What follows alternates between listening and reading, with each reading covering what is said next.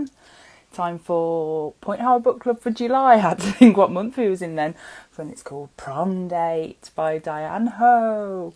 And I'm so excited to talk about this one because it's one of my favourite point horrors.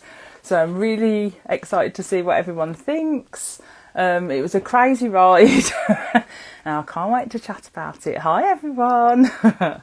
I've got no books behind me because I'm currently moving and there is a chance this bookcase could fall down at any point, so fingers crossed I don't die live on Instagram.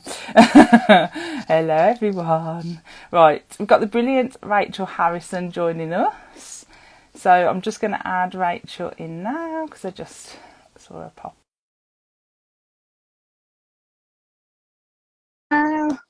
Fingers crossed if I've done it right. We'll see. Is she going to be here? Hello. Hi Rachel. How are you? I'm okay. How are you? I'm good, thanks. Oh, you look lovely. I had to kind of try and match. I like it. Oh, that's brilliant. Oh, thanks for joining us, Rachel. Oh, of course. It's nice to finally speak to you because we've been chatting like in DMs and things, and nice to finally speak to you. I like your crown in the back. Yeah, I'm in the middle of moving at the moment, so it's chaos. So there's a chance this bookcase might fall down. So fingers crossed it doesn't. But I've just propped a crown and my other base on the back. Hopefully it stays up and doesn't fall on me. We will see. There's like boxes behind it and it's just chaotic in my house at the moment. Oh dear. So thank you to everyone who's joined us. Yeah, it's so weird not seeing books behind me. Eddie May's put, because I've normally got all my point horrors there, but nothing. But yeah, the brilliant Rachel Harrison's joining us this evening. So Rachel Harrison, if you don't know, is a national best-selling author of Cackle. Now all my books are packed, so I do apologise, but I have brought them on the phone. So of Cackle, The Return, Sharp Teeth. So these are the UK covers, and then Bad Dolls, and then upcoming is Black Sheep, which I'm really excited about because I think when you did like the 5 words to describe Black Sheep, it sounded really intriguing. I think you put a fiery homecoming family horror and I was like, ooh. So I think we get it in the UK in September, I think, so I'm excited. Can you tell us a bit more about it? It might not be September. Oh, isn't it? Oh, in the I UK. might be wrong. I'm Sorry. just like, I don't want to false promise, be like, it's coming in September, and then it doesn't arrive. That might be my incorrect information. Bad Dolls. Would have been the first time. Bad Dolls. Bad Dolls is September. It's me getting confused. It's my moving brain. I forget to. It's bad. I should know these things, and I just I'm like, so just ignore me. But I think Black Sheep might be coming December or January to the UK. Oh yeah. So it is coming. Yes. I can't wait. It's hard to pitch it because there's like some spoilery things. So if you're interested in the book and you see it in a listicle or a review, I don't read reviews, so I don't know. Like, I feel bad being like, don't read reviews, because it sounds like, but I don't know if they're good or bad. I don't look at them. But if you want to, so me saying don't read reviews isn't because they're bad or because I just don't. I haven't checked, I understand. But there's some spoilery things. So if you like to come into a book surprised, the basic pitch is, it's a cynical, kind of tough protagonist. Her name's Vesper. She is 23. She works at a cheesy American chain restaurant. And she kind of is not very people friendly. She has a bad attitude. She's estranged from her family. She's been on her own since she was 18. And her family's very religious, and she's been kind of excommunicated because if you don't want to participate in the religion, you can't be part of the community. And then she randomly gets an invitation to her cousin's wedding, and it's like a cousin she grew up with, her best friend. They were more like sisters, this person she hasn't spoken to in 6 years, and it turns out her cousin is marrying Vesper's ex-boyfriend. Oh. So mostly out of spite, but probably a little bit out of missing, she returns home to go to this wedding, and from there things unfold in hopefully surprising ways. Goes wild. Yeah. So yeah, I think it's, if you like, it's a little bit more horror than my last two. It's a little bit scarier, closer to the return in terms of like scare factor. Yeah. But I think I had a ton of fun writing it. My goal is to make my books fun to read, and so hopefully it's a fun one. You definitely do that. Your books are super fun to read. I love them. Brilliant. And Lisa from B for Books put, I'm loving the sound of this. So yeah, Black Sheep, we'll all put it on pre-order. Definitely. For when it comes out, just ignore what I said earlier. And I saw someone mention that they're looking forward to Bad Dolls as well, and that's coming out soon. And that's like short stories, is it? Yeah, it's 4 short stories. And the Titan cover in the UK is like amazing. The first one is a indecisive woman finds a real magic 8-ball. The second story is about a bachelorette party gone awry. The third story is about a dieting app that's a little bit vicious.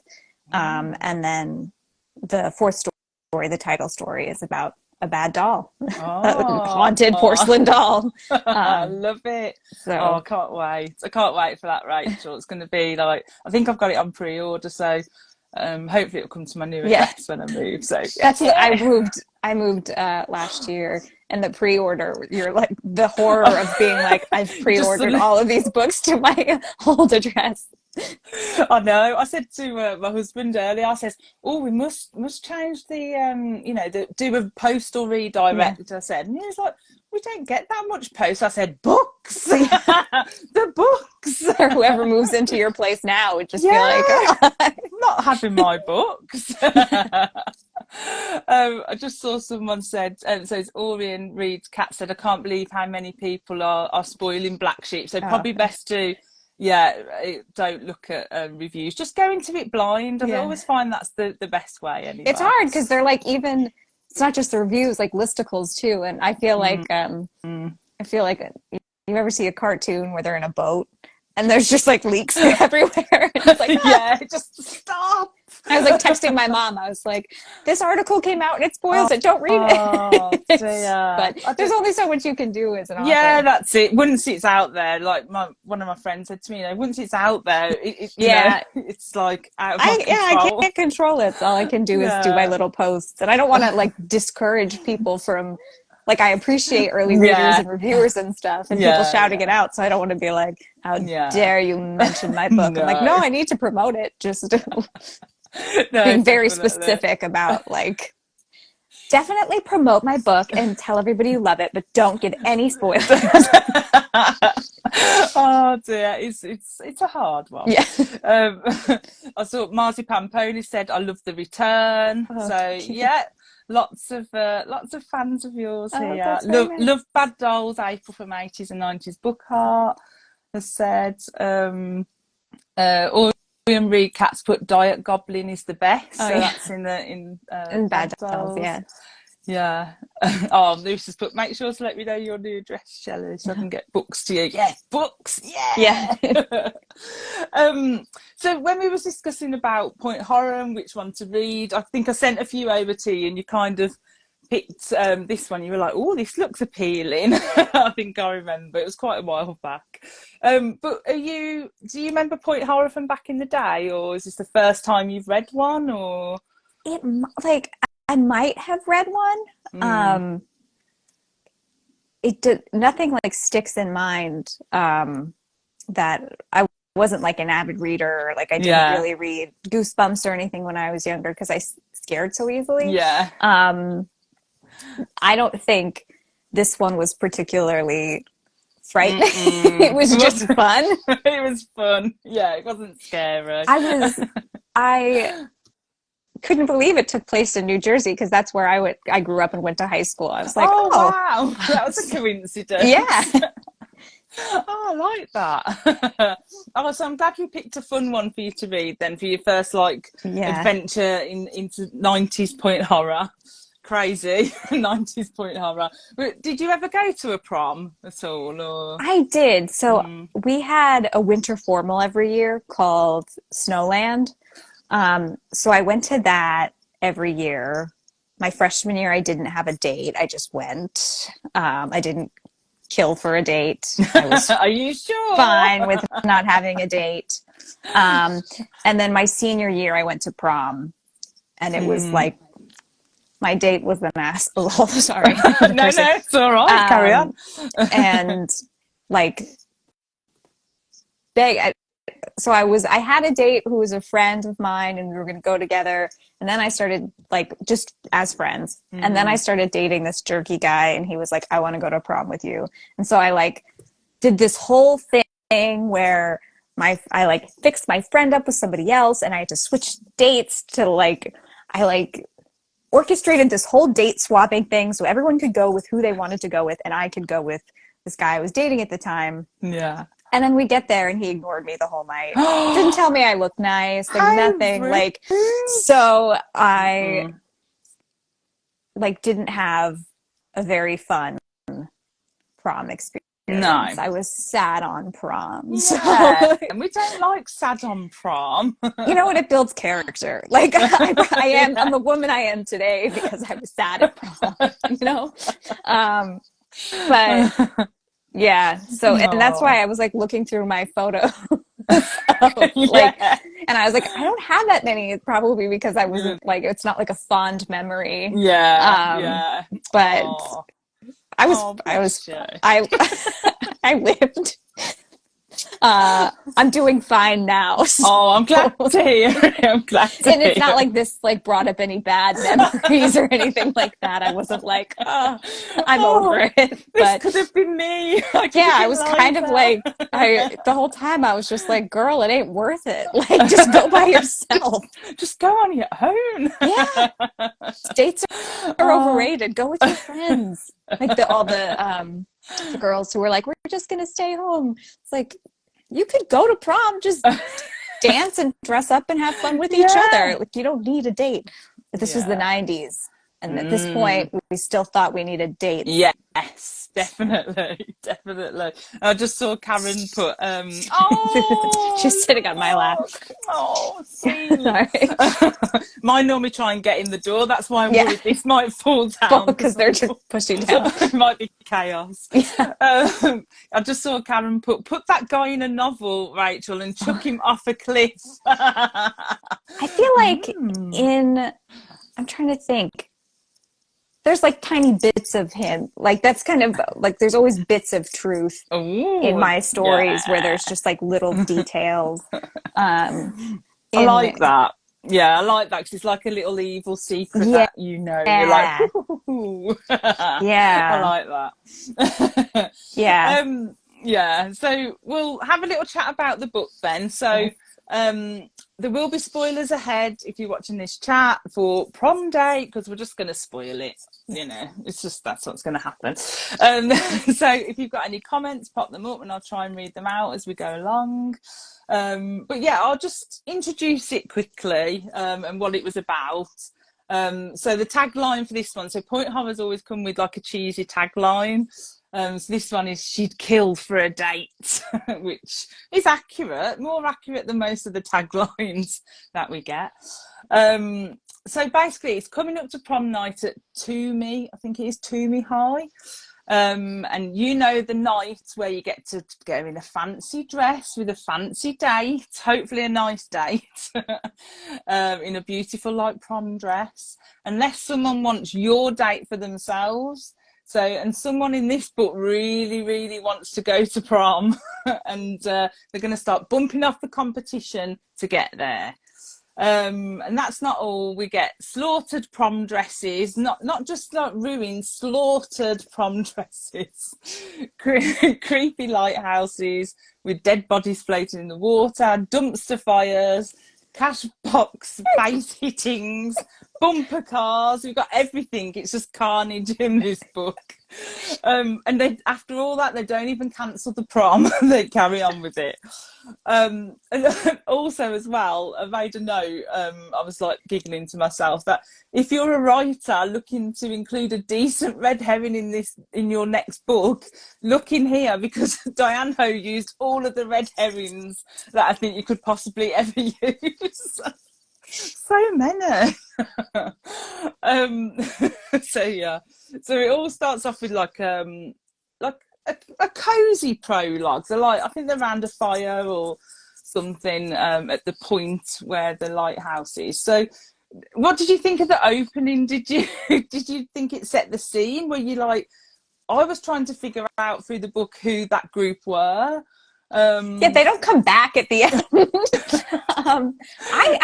I wrote a note and I said, I thought the prologue was effective. Because usually, like, prologues can be hit or miss. And I didn't really know what I was walking into. I mean, I had an idea based on the, don't judge a book by its cover, but I kind of knew point horror. But I was kind of like, I was into the prologue. I liked the prologue. I was like, late one balmy spring night. I was setting it just set the mood. Like the vibes, didn't it? And and also the oath that they made, like I think it was like, oh, one for all and all for one kind of thing. And I was like, oh, I'm quite intrigued already as to what's going on. I did forget. Maybe it's supposed to be the Pops. Yes, I think in the end it does turn out that it was the Pops. Oh, because I forgot about it by the time I got to the end, but maybe it is. Maybe it is the Pops. I think it was, but I was convinced most of the way through, because I have read this book before and things were coming back to me, but not everything. But I was convinced all the way through that it was going to end up being the parents who was the prologue. They kept mentioning about the silent partners. The very, like, they're the silent partners, but everybody knows who they are. But it, like, doesn't come back at all. It doesn't, like, there's no relevance to that. No. And I'm laughing about this, like, but meanwhile, I'm sure there's, like, stuff like this in my books where I just, like, throw something out and it doesn't come back. I'm not looking down on DIANE or anything. No, not at all. Like, I always trash my own books the same way.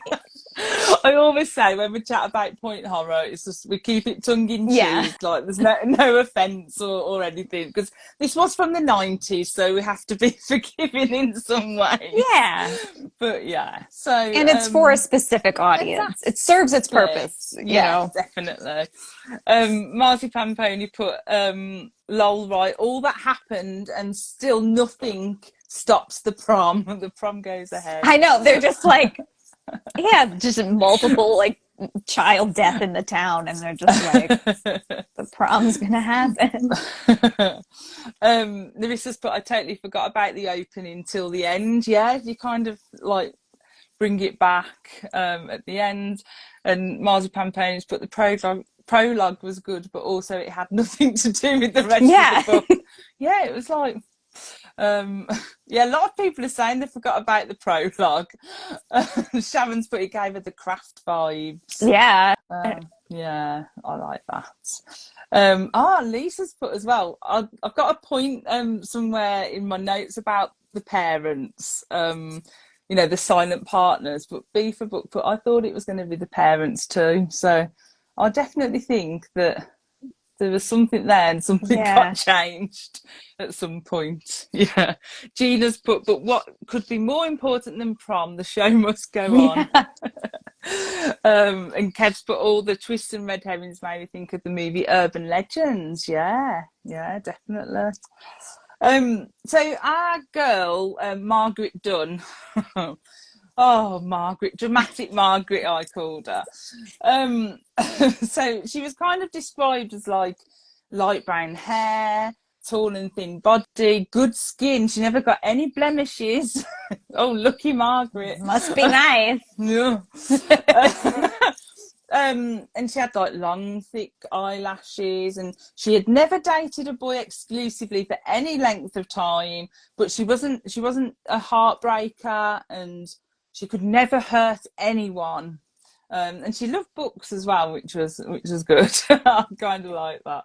But what did you think of Margaret? Did you like her as like a main character?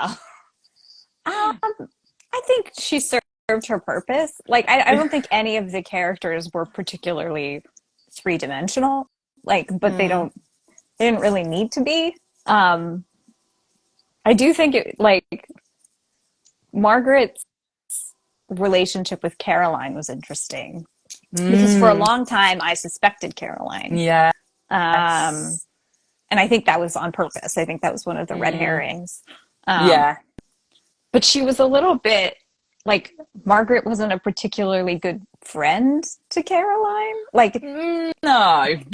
Caroline was like Margaret was kind of just like, well, I have a date now and you should all be happy for me.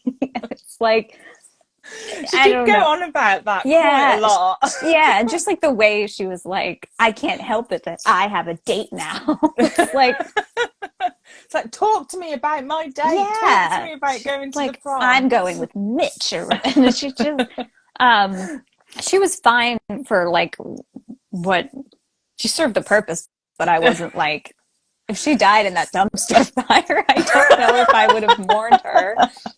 And I hope that doesn't make me sound Yeah. cold, No, but no. We often think this about the main characters in point horror. So for me, like Margaret, compared to some other point horror girls, I actually quite liked her, only because she seemed to have a bit more of a backbone than than like point horror girls that we're used to in other point horrors. But yeah, she did go on quite a lot about her date, and didn't stop. But then also as well, on the other hand, like I don't think her friends I think her friends were just over it. They didn't want to hear about the date anymore. That's what it came across like anyway. but her friends were I all don't like know. to Margaret's credit, her friends were like as soon as somebody died, they were like, let's go after the boyfriend at the funeral. And Margaret was like, maybe that's not a great idea. And you know what? She had a point. Like Yeah. there's a time and place. Yeah, no, definitely. I just saw Emma's put Meg, so obviously her boyfriend down the line, Mitch, decides that he wants to call her Meg, which we'll talk about in a minute because I wasn't too sure on that, but I'll go into that. But yeah, so Meg was such a joker. She kind of like had this like sarcastic like inside monologue as well. She just cracked me up. She was so funny. Um, the bearded bookman put all her friends seem to turn evil. Yeah.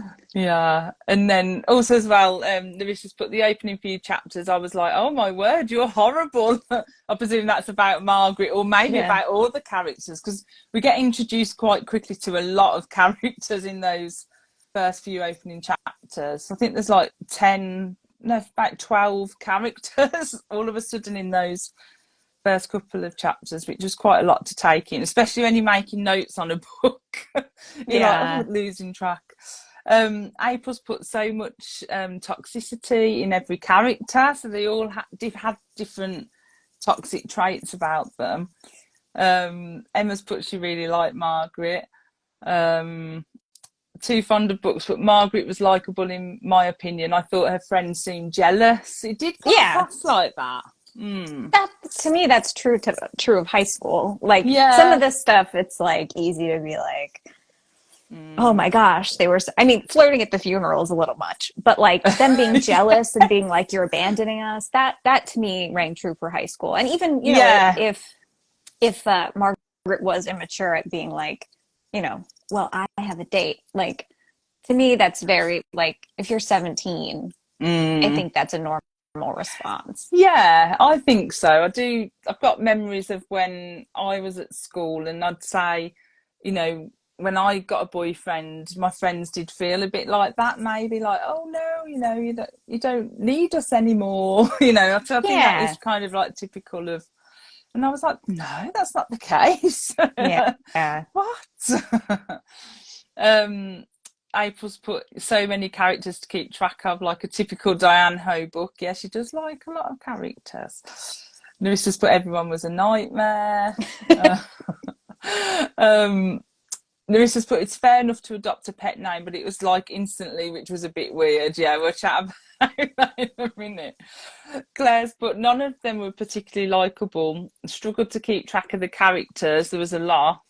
But loved how often their full names were emphasised by DIANE HOH to try and help the reader out. Yeah, that's true. That did help me a little bit, actually. Scott's put Margaret had no subtlety, and I actually like that. Yeah. Yeah.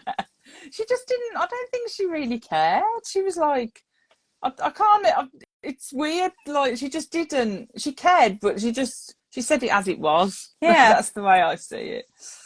Yeah, Karen's put Margaret had lungs. She was up in the tower, then 5 minutes later was down the road, then back up the tower. I was getting asthmatic just reading it. So she was very athletic. Yeah, flirting at the funeral gave Heather vibes. Too fun for books said. Flirting at the funeral.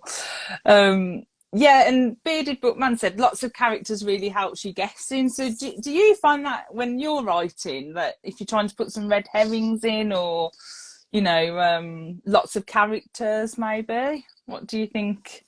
So I like that in this book. In my own books, I don't like. There's not typically like.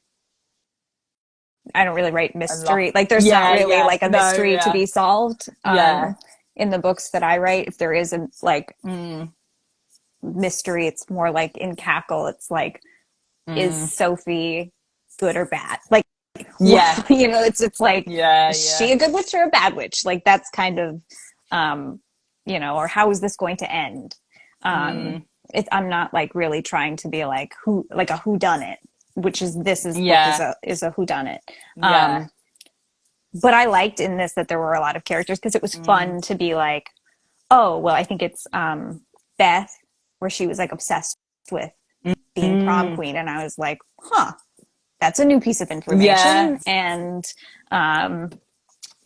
Kiki, like there's different little things that that you could be like, oh, and follow those threads. And so that was fun. I liked that about the book, because I do think if there were, fewer characters, it'd be less fun to try and maybe it'd be more obvious who it was. And I kind of I had an inkling, I had a suspicion that as it went along, I was more and more sure. But if I knew who it was from the beginning, it wouldn't have been as fun to read. No, that's true. Yeah, I kind of liked in the end that there was a lot of characters, because it, like you said, it kept me guessing.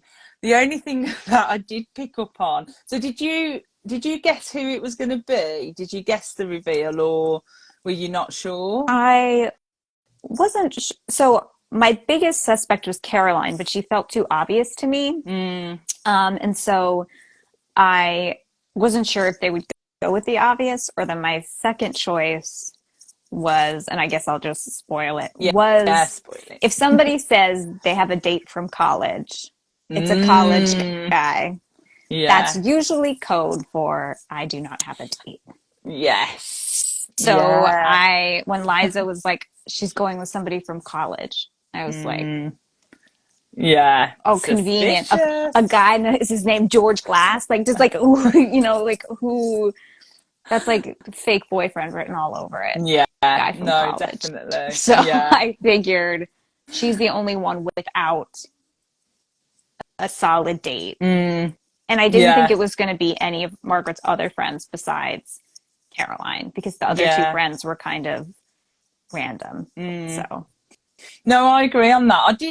I didn't guess. I couldn't fully remember. As I said, I've read it before, and I couldn't remember who the reveal was. I just remembered like elements of it. But there was a part where DIANE HOH actually does accidentally, I think, give away that. I'm trying to find where I wrote it. Yeah, so she accidentally gives away that it's not one of Margaret's friends quite early on in the book, because she said, I think she's put, so I've written here, it was obvious it wasn't Caroline, as one of the pops, the killer tells us. Oh yeah, so one of the pops, or the killer, tells us she found out that Mitch is taking Margaret to the prom at Stephanie's funeral, but Ho had written a scene early on that where Margaret had actually told her friends. So I was like, oh wait, so it's not one of her friends, because one of the pops said at the funeral, so I knew it was one of the pops, so I was like eliminated all her friends straight away. I didn't catch that. Yeah, I haven't described it very well. I've like been a bit, but yeah, it kind of ruled Caroline out for me, or any of Margaret's friends, because I was like, oh wait. So I think that might have been like an accidental, or maybe it was put in there on purpose to see if people picked it up. If people maybe were smart enough, which apparently I was not. I don't know. It's only because I'm writing notes, obviously, for the chat, that I was like writing. I was like, wait, oh, this is. So it's not one of her friends. Yeah, but that kind of, because the other ones all have dates, like all have dates who are like pop guys. Yeah, so, yeah. Oh, Claire's just said, "Oh, Shelley, your rainbow bright mug." Yeah. Oh, I think my friend Raj got it from me, so it's like my favourite mug. Probably the only mug I can get to at the moment with all these boxes. Eddie May's put, I kept changing my mind throughout the book on who it was. Cameron's put, we'll talk about this a bit, the shoe outside the dumpster made me laugh. As if I saw a shoe by a dumpster, I'd never think, oh, that's my buddy, let's jump in the fire. Yeah. And Margaret was so proud of herself for that shoe. For the shoe, like she dropped the shoe. I just, like, I could not believe there was a literal dumpster fire in this book. Like, that would never happen now, because everybody on Goodreads would be like, this book is a dumpster fire. But back then, they didn't know. They didn't know. I loved it. I mean, I can't imagine anything worse. It was quite a good scene though, that dumpster fire, because it actually, when you're reading it, it made me feel quite suffocated. I was like, oh, even though like I knew she was going to get out, but you know, she's not going to get killed off. Surely, I was like, wait. It smelled bad, and she was. But the rats coming in to the hole, and she cuts her leg open, and it was the way it was describing all the squelching, and I was like, no, this is horrible. That was probably the most memorable scene, I would say. That and at the very end. But I thought the dumpster fire really made the book for me. Yeah. A sentence I never thought I would say. But it was such a good scene. But yeah, she was very proud of that shoe trick. But I'm the same as Karen. If I saw that shoe, I'd just be like, someone couldn't be bothered to put it in the dumpster. I wouldn't think, oh, my girlfriend's in there. Quick, raise the alarm at Impeccable Taste. Impeccable Taste. That's my favorite at the Italian restaurant. I would love to go to Impeccable Taste. It sounds so posh. And it must have been it couldn't have been expensive though, because Margaret's mum was there all the time, and all the high school people. Yeah, so. I pictured it as like a sort of Olive Garden sort of type place. Which, don't get me wrong, I love an Olive Garden. So, can you imagine? Oh my gosh! Somebody said, "Oh, atmosphere." Yeah, I had that written down. Atmosphere. Atmosphere. That really got me. The atmosphere. But it was repeated like multiple times. Atmosphere. Yeah. And every time they said it, I kept thinking, in the 90s, there was a board game called Atmosphere. Oh, was there? I don't know. Yeah, where it was like a video you had to play in the VCR while you played the game. And there was this creepy man who used to come on and go, have you done your move? It was like really scary. And like you'd play it with like the lights off and giving it atmosphere. Sounds terrifying. That sounds too scary for me. Yeah, it was like I think it was like a blue, or you think it was like a blue box or something, and just had atmosphere written on it. So every time they said atmosphere, that's all I kept thinking of the creepy old man on the video. Go and take your move. Oh dear. Emma's put the college guy gave it Yeah. away. Yeah, and Claire's put the dumpster scene is probably the first point I've seen that actually made me experience an element of the character's terror. Yeah, it was really terrifying. The thought of being locked in, on fire and bleeding. Oh yeah. And what a way to go, you know. No. Yeah. The missus put, I don't think I guessed it, maybe because there was too many to keep track of. Mm. Yeah, that's true. Um, do we, the missus put, do we think she'd do that by accident though? She's done some of the best ones. Oh, talking about Diane Ho putting Oh, that in. I think that's what the missus referring to about putting that thing in. I think maybe she put it in to see if people would notice that. I'd like to think that anyway. yeah. Yeah. Cameron's put also with the dumpster, what numpty throws a flammable bin bag on a fire to put the fire out. Yeah. Considering Margaret thought she was super practical. But I suppose she just grabbed anything that she could. She's trying, you know, she's about to die. Yeah. Yeah. Um yeah, there is just put panic in all fairness, Karen. Yeah. Yeah, I would panic, definitely. I wouldn't get out. I'd just be like, just take me. Yeah. I'd be like, well, this is how I go. It's appropriate. Lisa's put, but also Mitch recognised the shoe. There is no way Oh, a teenage lad would recognise the shoe. Yeah, that's a good point. yeah. Um, yeah, that scene got under my skin, Scott said. Yeah, atmosphere. That was that atmosphere comment from Narissa. Tam's put the dumpster scene felt quite real. That was really scary. So we're generally all thinking the same thing. That dumpster scene was, yeah, way scary. Dumpster with a capital D.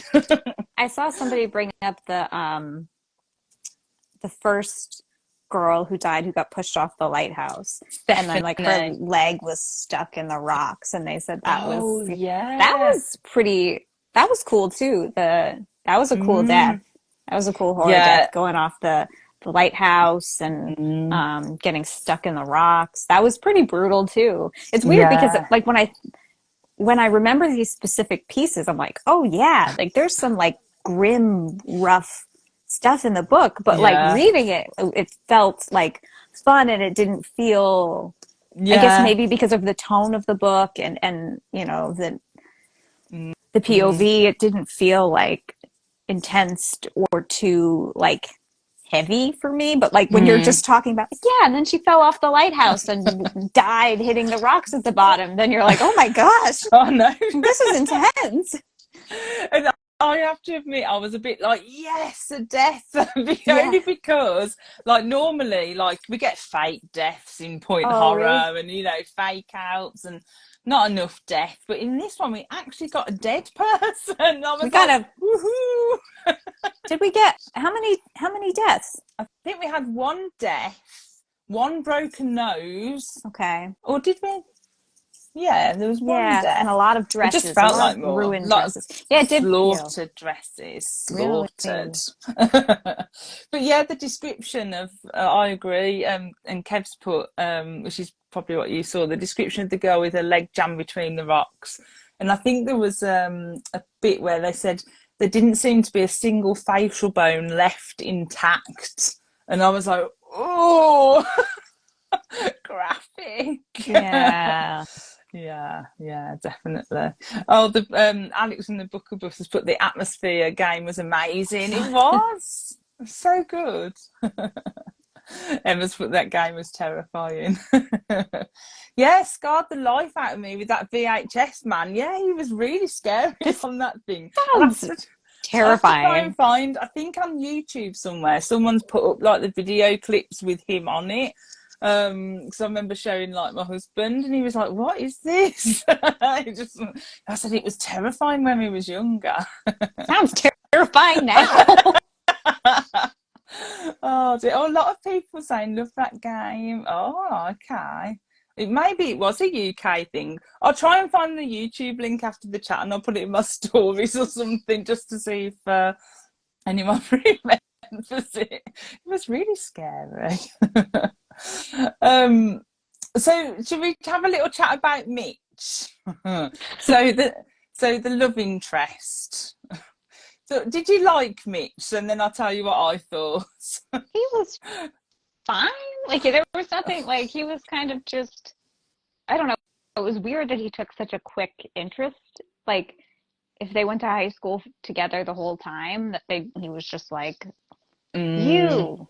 It's like in a princess in the Princess Diaries where when she like has her makeover and then Eric Von Denton, I forget who his yeah. character in the like all of a sudden is interested in her and then she has the kiss but her foot doesn't pop because like Mm, he and then and then she goes back to I forget what the character's name is, the guy who puts the M&Ms on the pizza, and oh she's like, you yeah. saw me when I was invisible, and Mm, like that's cute because like he noticed her the whole time, yeah. and in this he just kind of notices It's Margaret out of nowhere, and yeah. I I don't know, it agree. just and he's like, what I did like about this book though was that there's no social media. There's Mm, no cell phones. I think he's like, I'll look you up in the phone book. Can you imagine? yeah.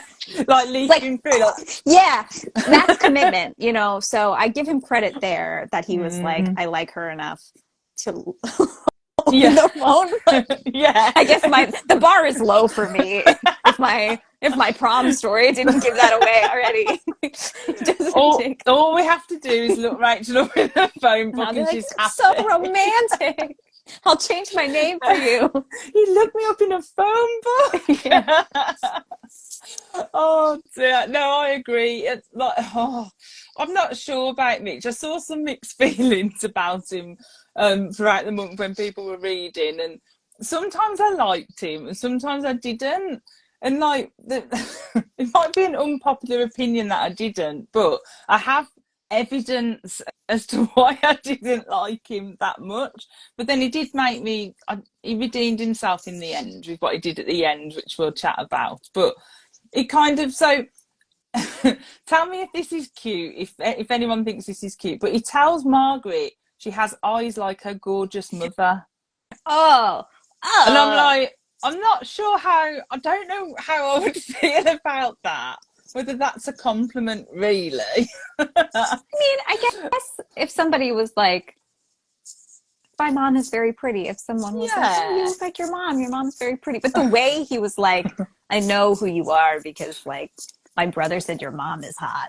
It was a little like, it was a little, the way he phrased it was a little Yeah, it awkward. was a bit weird. Yeah. So he convinces Margaret that she should be now nicknamed Meg, and I was like, okay, I get it. Like, it's nice to have a cute little nickname, but not after a day. Like, that's a bit forward. Yeah. Maybe it's just me. I don't know. And it's like, has anyone ever called you Meg or something like that? Just a weird conversation. He also asked Margaret to the prom after a girl dies. So he's like, oh, forget Stephanie, she's dead. It doesn't matter. We don't need to mourn. Now, do you want to go to the prom? Yeah. We just saw a dead body in the water. Yeah, You want to yeah. go on a date? How romantic. Yeah. He also does take her up that creepy lighthouse after she says no a couple of times. Oh, I don't like it. And he's like, yeah, you're fine. Just get up there. And also as well, that whole scene when he kisses her and he's like, you're the only one I've asked to prom, and then kisses her and she's like mindful of bumping teeth, which is quite factual when you have a first kiss, isn't it? Yeah. You're a bit conscious about that. But I was like, I'm just not sure whether I liked him or not. And also, I think he made me laugh that Lisa, not Lisa, Liza, sorry, had asked him to the prom, but he didn't think to mention this until right at the very end. He didn't think to mention that it was strange that she was asking him to prom, considering she got a college date, and he didn't mention this to the end to tell anyone. Yeah. I forgot about that. Yeah. Because I thought he knew that she had a college date. It was, yeah. I don't. I'm just not. I wasn't But didn't convinced. they dated for a while, so he had like Mm. no inclination that Yeah, perhaps she that's was a true. little like, Yeah. because I think like, which I didn't appreciate the way mental illness was talked about in this book.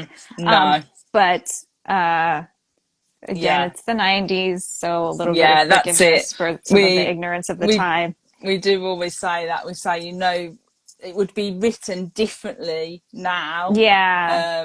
and more care into it than how it was Yeah, than what handled it was here. now. But I think Yeah. her, like, Liza's brothers, like, my sister has some Yeah. issues.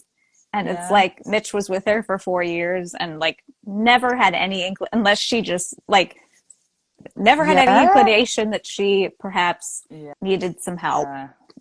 Yeah. It was just a See, little this bit. is this is So why, Mitch. I mean, to be fair, if he was like, I care a lot for Liza, but she really needs some help, that would have spoiled the book. So Yeah, no, that's maybe, true. but yeah, the way the whole mental illness thing was handled Yeah. was not super well done. No, Um, I agree on that. but Definitely. Sign of the times, I think. yeah, definitely sign of the Yeah. times. And we always say, like, with point horror, this happens quite a lot where I think Teacher's Pet, by Rich Tankers, it's got like mental illness storyline in it, and that's not dealt with great either. So I think it is definitely a sign of the times and how mental illness was looked at in those times, which in one way makes it so much better now that we look at it differently, because at least we've grown from it. But yeah, it was not great. I was a bit like a Yeah. couple of times. Ooh.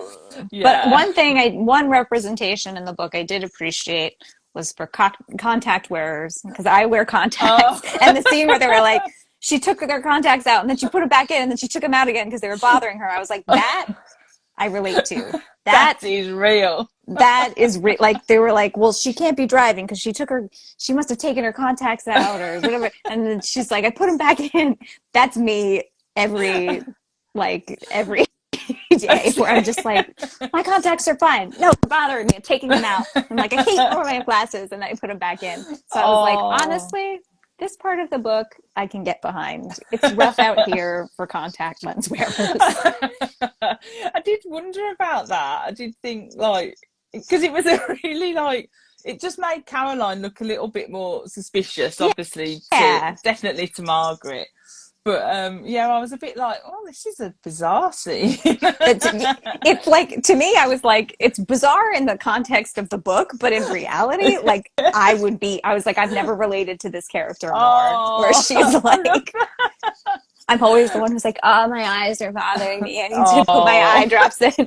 So her being like, I liked that about her. And I kind of feel bad that, like, Margaret was like, just go with Scott. Yeah. And like, Scott, like, I don't know. I felt bad for Scott. I know. He was just so the B team. I kind of hoped the reveal was going to be Scott, right? Because all the way through, I thought, wouldn't it be cool, right, if it was Scott killing off all these girls because he wants to go to the prom with one of the men? Like, do you know what I mean? I was like, it would have been a twist, but again, it's like, it'd be the same with, like, well, I don't know how carefully that depiction would have been. Well, yeah, handled, especially for the time. Yeah, like, so there's hardly any representation in point horrors like that. But it would have been like, it would have been a good twist. I thought, it would have been good. Was there somebody that you wanted it to be before it was kind of spoiled? I wanted it to have the twist where it was something to do with the parents, the silent partners. And I kind of think that maybe it was going down that route because it was mentioned often enough about these partners. And I thought, maybe like something happened and, those four made an oath and then one of them broke the oath. Like, so I was kind of creating this other story in my head, which just nothing ever happened with. It was just me. But yeah, I kind of was hoping it would go down that route, really. I think that would have been quite a good little twist, like revenge for the parents, or do you Yeah. know what I mean? Something like that. And the pin. Um, yes, and the little quartet pin. Yeah. Yeah, that would have made sense with that storyline as well. So Yeah. yeah.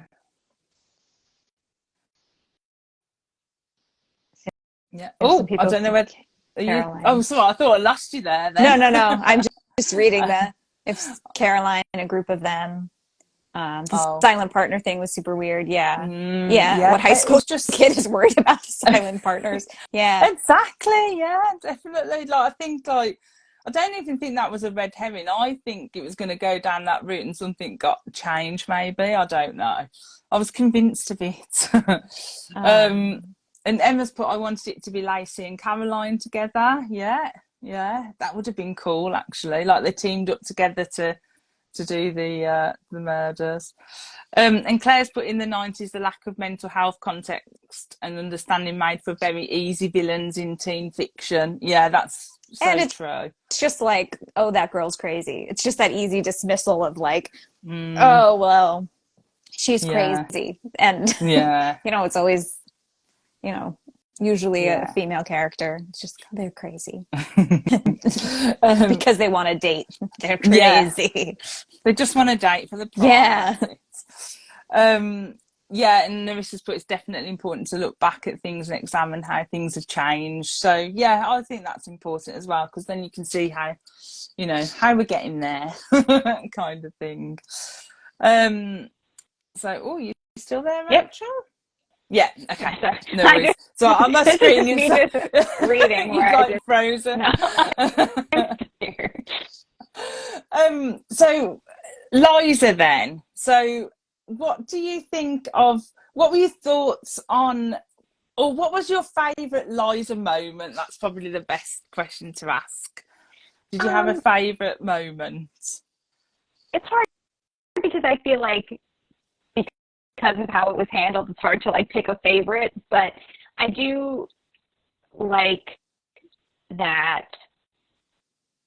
I liked that she showed up at the prom. Like from if I take out all of the like problematic Yeah. treatment of the character and just Yeah. focus on a story level, I liked that she showed up at the prom and that Mitch danced with her, and it was like she kind of had that like happy ending, I guess. Yeah. Whether or not she deserved it, or like if I were to take out all the nuance of it, I liked that. Like Yeah. just from if I just wasn't thinking too hard about anything, just as a reader, when she showed up at the prom, that was a cool, because I was like, oh, I wasn't expecting this.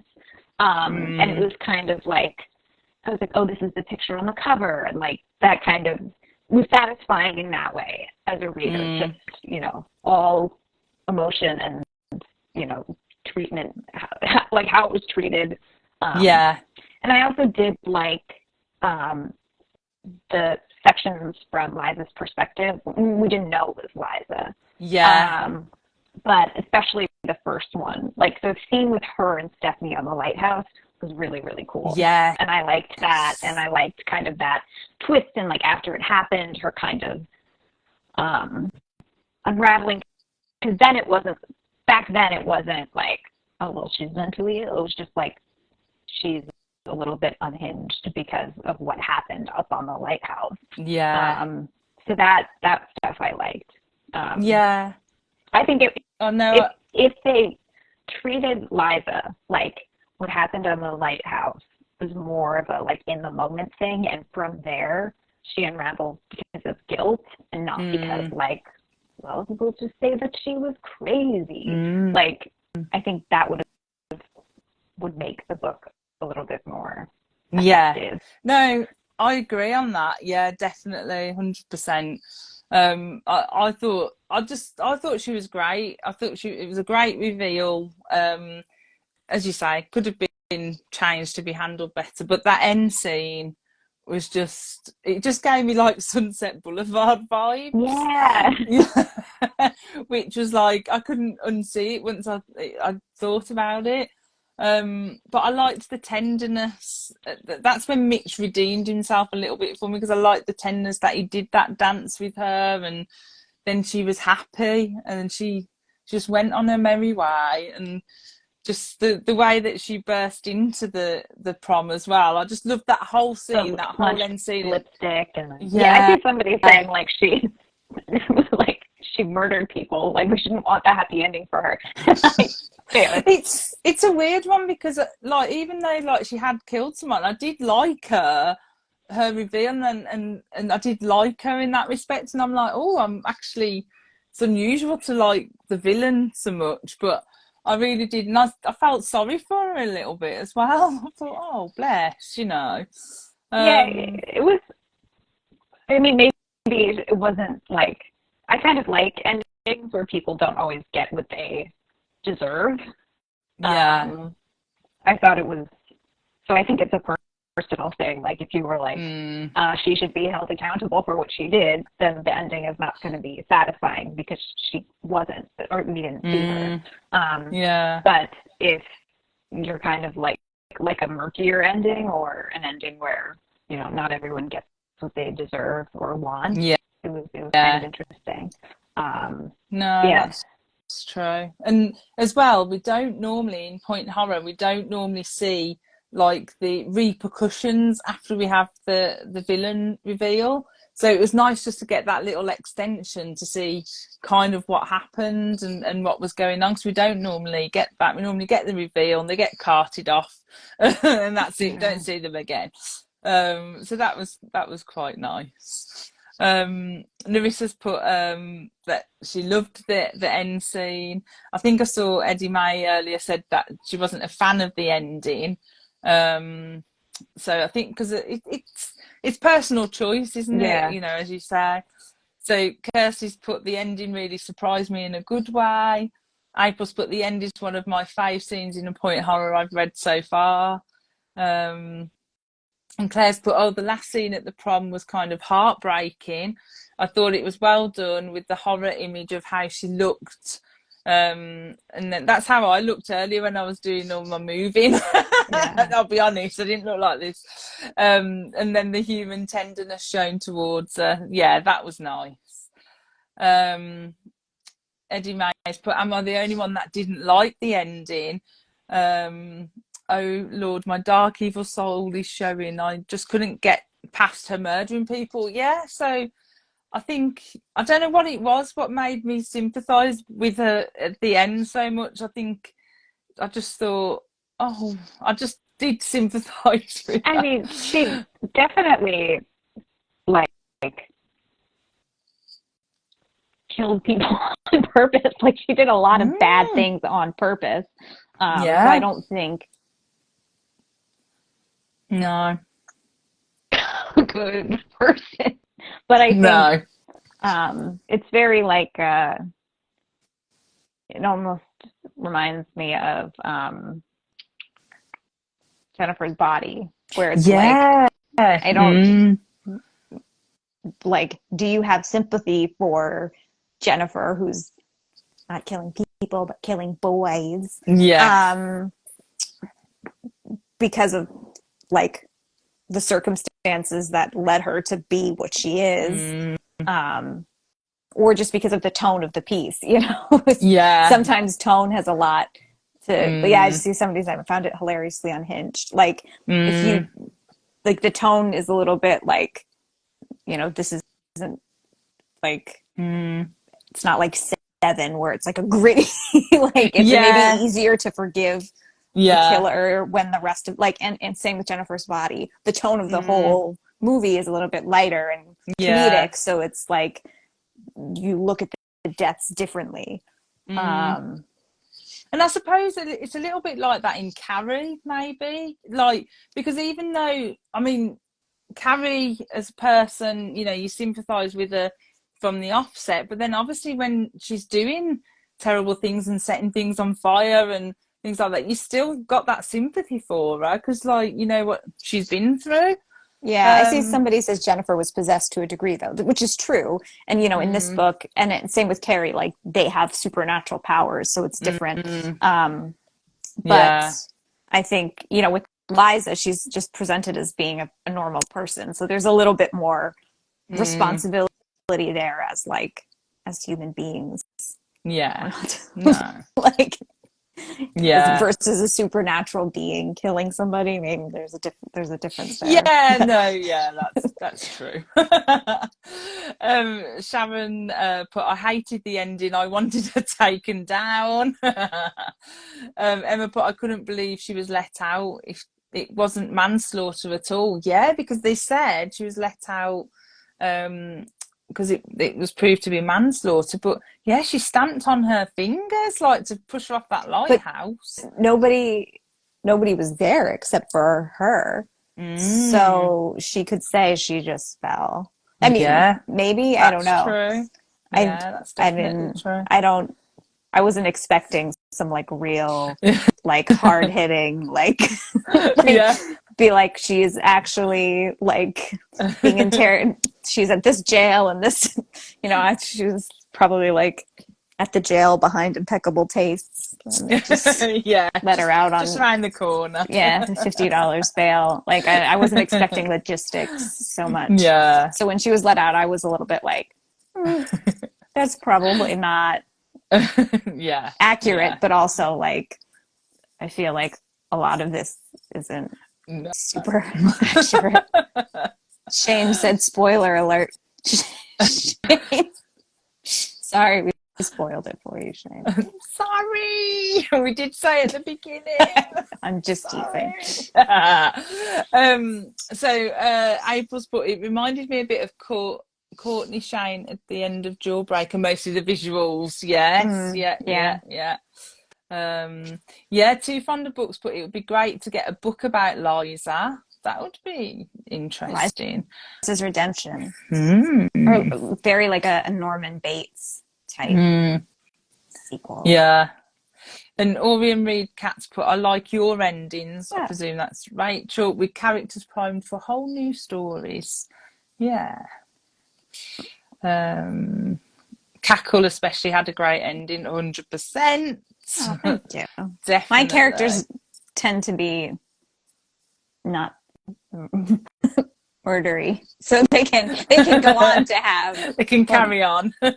Some are a little murdery, but hopefully if they dance into the future, it's a better future and not Liza, which is to jail or to another prom, you know, if her parents just are like, oh, I wasn't like, what are parents doing?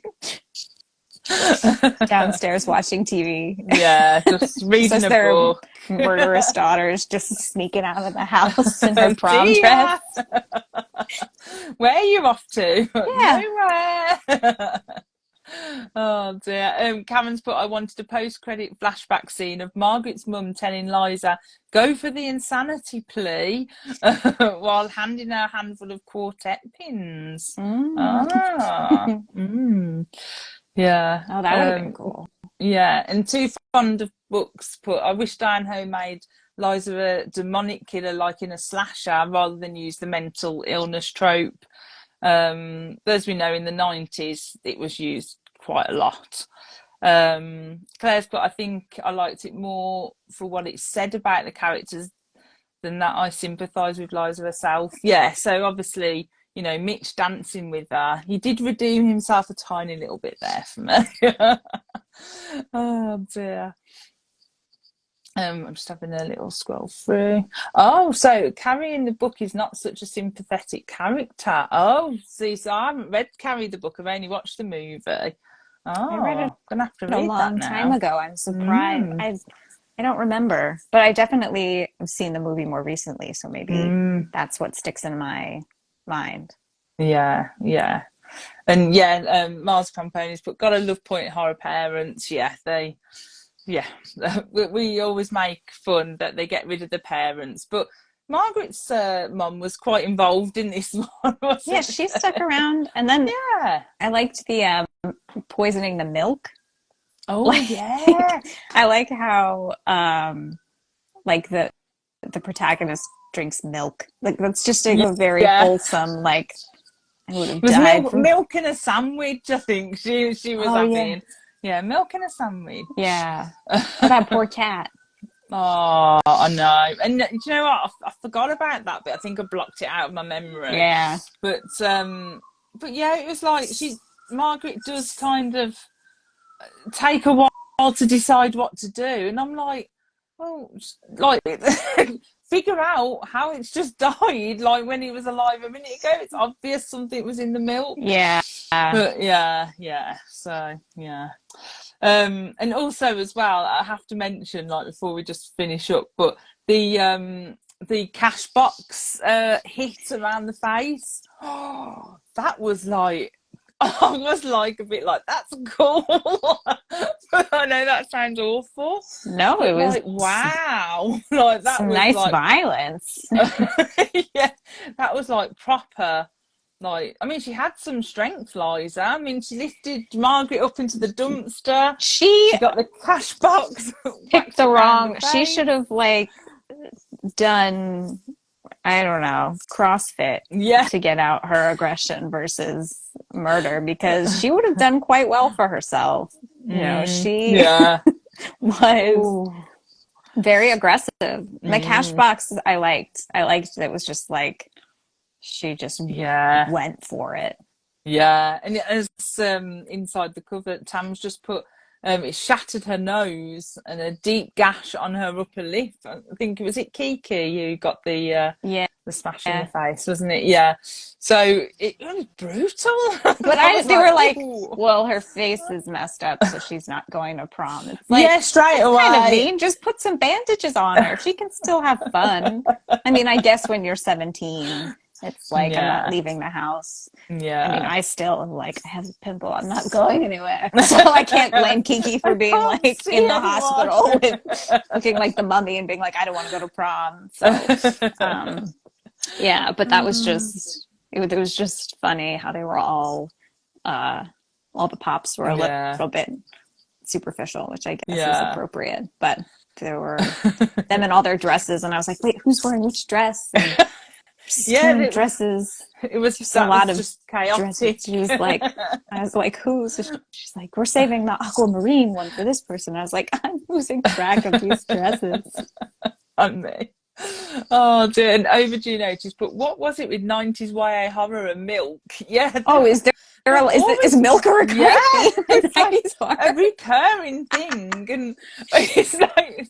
But I think wasn't there a push? Like I know in the UK, I think. I mean, people correct me if I'm wrong, but in the UK, I think in the late 80s or 90s, there was a big push on milk and drinking Did you milk and have giving free milk out in schools got and things. milk ads?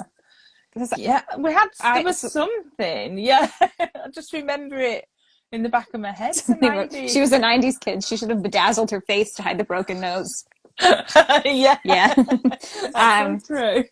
Because so I grew up in the 90s, and I remember like got milk ads, and we had milk every night at dinner that I didn't drink. I would pretend to drink and then put it down the drain because I hated milk. But yeah, milk. But now, like, but I think like milk is like a wholesome thing. Like if a character drinks milk, it makes them wholesome. I mean, maybe everybody in the 90s was wholesome it and must milk, be. but It must be because of the campaigns, like you say. Because April's just put the Got Milk campaign, so yeah, perhaps they put it in the YA teen fiction just to re-emphasize it. Yeah, drink your milk. Well, but not very good, because if she did drink the milk, she would have died. So if this was like some subliminal drink your milk messaging, it failed.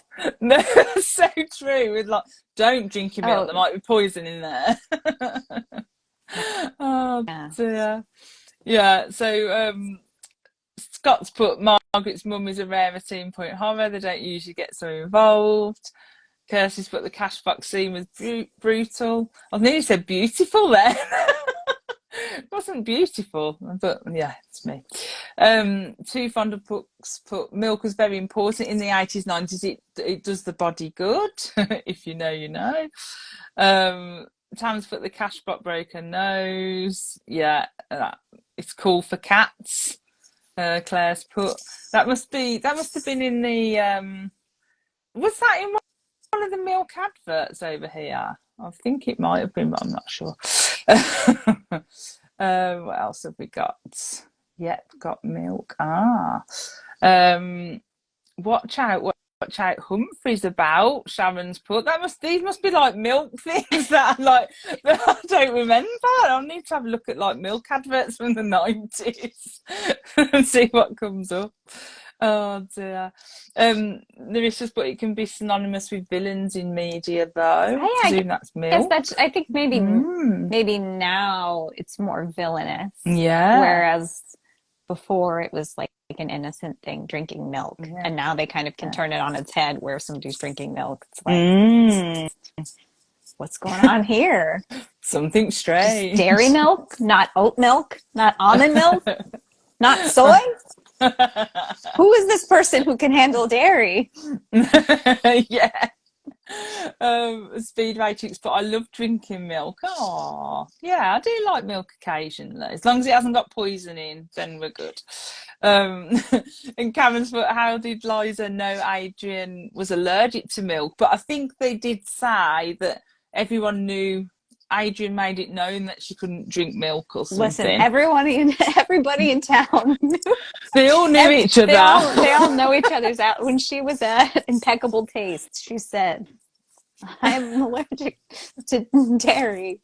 And they were like, they came over with the Parmesan and she was like, no.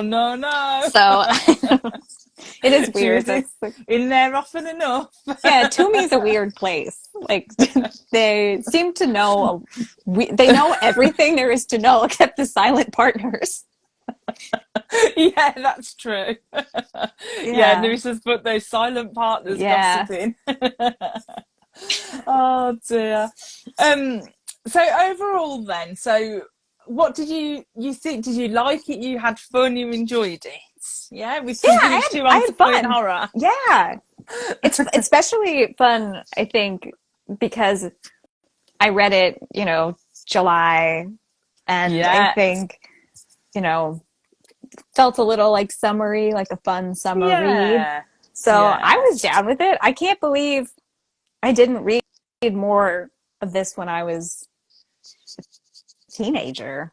Yeah, it's like, because over here they were branded as point horror, but over in the US I think they were just under point, some of them, or just under other like Archway and things like that. So when did this come out? When did this book come out? So I think we got this in the UK in '96. Okay, so I was too young for it then. 97 in the UK. Yeah, so I was too young for it then. I was still in elementary school. But yeah, when I was a teenager, I never picked these up. Probably because I was an angsty teen and I was like reading Sylvia Plath, which I probably, who knows if I would have been better adjusted if I read point horror. Yeah. But I'd read more point horror. Yeah, that's good. We'll find another bonkers one for you to read. There's many out there. Tam's but I really enjoyed this one. Great fun. Larissa's but I had a lot of fun reading this one. Love it when they go bonkers. Yeah, it was wild. Marty Pampani said this was a fun one. Not Diane's best, but still fun. Sharon's but I liked it. It was bonkers. Oh yeah, 1996. Too fun for books. I think we got it in 97 in the UK, according to the front. But funny enough, because I did an interview with Diane Ho, and I think it was one of the first books that she wrote, but it obviously never got published straight away. But then that's when she found out she kind of liked writing teen thrillers and kind of went down that route, which I thought was quite interesting. And yeah, I feel old now too too fond for books, said she feels old now. The Invitation is her best. We're going to do The Invitation next year. Oh, The Invitation. Yeah, I need some recs. Yeah. People tell me your favorites. Yeah, favourite point horrors. So I can join in. I always say Fatal Secrets is my favourite. Fatal Secrets? Yeah, by Richard Tankers-Nikuzik. But whether it's the same when I reread it as an adult, I'm not sure, but I haven't been brave enough to read. So you read these all when they came out? Yeah, when I was younger, yeah. And then some of them I've reread since, but a few years ago. But most of them I haven't reread since I was like a teenager, an angsty teenager with my Nirvana posters on my wall.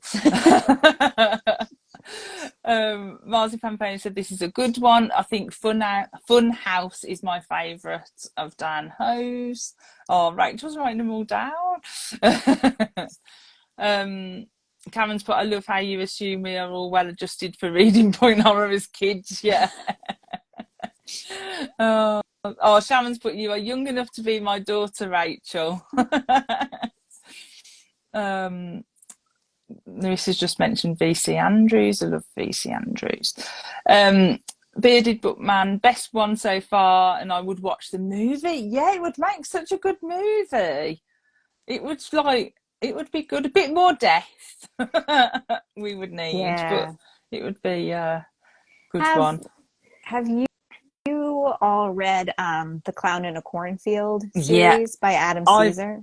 Yes, I've read it. I'm a huge fan. We had Adam on Point Horror Book Club last year. Yeah, all right. Yeah. You're way ahead of me. But no, he's so good. To not spoil anything, some of the things we were talking about that we wished happened in this book kind of happen in that book series. So such a good book series. And he's doing a book 3, isn't he, as well? Yeah. So and I think there's going to be a film adaptation. Oh, yeah. Of course there is. Oh, yeah, that's going to be so cool. I forgot about that. So hopefully that will come to fruition, because I love that series too. Yeah, it's brilliant. It's really good. Some more recommendations for you, Rachel. Twins by Caroline B. Cooney. Trick or Treat. Ooh. That's a good one. And The Stranger by Caroline B. Cooney, April said. And Alex says my favourite is Trick or Treat. Lots of good ones. Marzipan Pony's put the whole Losing Christina trilogy. So it's The Fog, The Snow and the Fire, I think, by Caroline B. Cooney. I'm so bad though, because I don't call it the Losing Christina trilogy. I call it the Gaslighting Christina trilogy. There's so much gaslighting in those books. You're like, whoa, like Sign of the Times again. Yeah. But in a really creepy way. Like, it's creepy. It's But I do like those books. But every time I see it, I always think the Gaslighting Christina series. Gaslighting. Yeah, it's not. Claire's put, I like this one, some good scenes, and I didn't guess the killer. Fun read, full 90s vibes. Orion Reed Cat said, I read Lightning by Dean Coots 100 times around that time. I haven't read that one yet. I'll write that one down too. Yeah, I haven't read that one. I haven't read much Dean Coots. I don't know if I'm saying the name, aren't I? Coots. The Forbidden Game trilogy, Karen said, that is good. We're reading the second book next month. Karen's put, oh my god, Clown in a Cornfield is awesome. Kirsty has put, loved the one we read a couple of months ago with the escaped big cat. So I had Grady Hendrix on as a guest, and we read a book called The Claw. And it was hilarious because it was like bonkers like this one, but beyond anything I think I've read in a point horror before. It was just crazy. Escaped big cat? Yeah, an escaped big cat. All right, I'm in.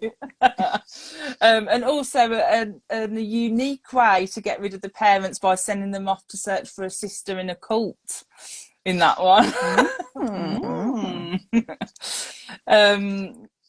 Sorry, my ring lights just fell down. There we go.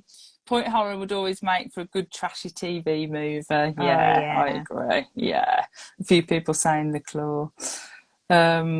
Orion Reed Cat's question for Rachel. Any film adaptations of yours on the way, Rachel? I hope so. We all hope so. I hope so. There's some stuff happening, but again, with all the strikes happening right now, everything's kind of at a standstill. So hopefully someday. I'm trying. We'll start a petition and get them on there. Light's gone. I knew something would fall down. Better than the light than the bookcase. Yeah. I knew something would go. Modern book with point horror vibes. Kill River trilogy. Oh, okay. You lot are all bad for my bank balance. I'm meant to be moving house. April's put The Return as a film would be incredible. Yeah, and I agree on that. That would be amazing. I just want it I want it for my career, but also like just for them to build the set. And so I can go to see the hotel. That's like selfishly, I'm like, that's what I want. You could do a little cameo. I don't know if I'd want to do a cameo. I'm not a natural. I'd be there. I'd be like, in the back. Oh, I love that. And then people are talking about piranhas as well, because there was a book that we read by R.L. Stein. It had a good piranha death in it. So always a classic. Can't go wrong with a piranha death. The Hitchhiker. That is The Hitchhiker. But yeah, I really enjoyed this one as well. So I'm glad you had fun, Rachel. I did. Yeah. Thank you for having me. This was great. Thank you for being our very special guest. I was so excited to talk to you. I'm a huge fan. I can't wait for Bad Dolls, and I can't wait for Black Sheep. They're definitely on my pre-order list, and thank you. I'm sure they'll be on many people's lists as well. Thank you. Thank you so much. And thanks to everyone for joining in as well, and all your fab comments. I couldn't keep up with all of them, but I tried to read as many out as I could. And as I said, next month we're reading the second book in the Forbidden Game trilogy, so I've got to try and figure out how I'm going to do a recap of the first book. But I'll try and do something. Oh dear, but thank you, Rachel, and I'll speak to you soon. Talk soon. Bye. Right, bye everyone.